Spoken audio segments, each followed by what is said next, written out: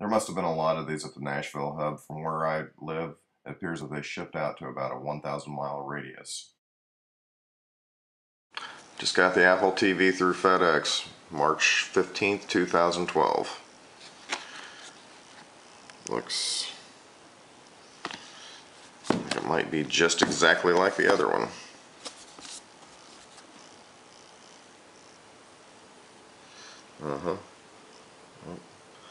There's the difference.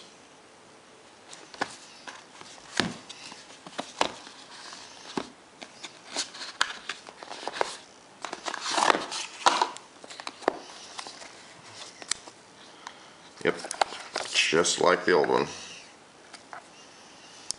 Looks like it's waterproof. Remote.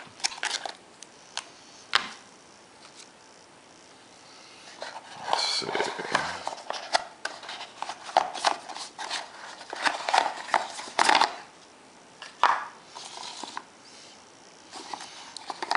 Power cord.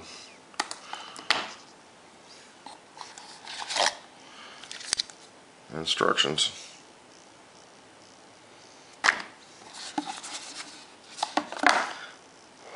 Wow, that's it.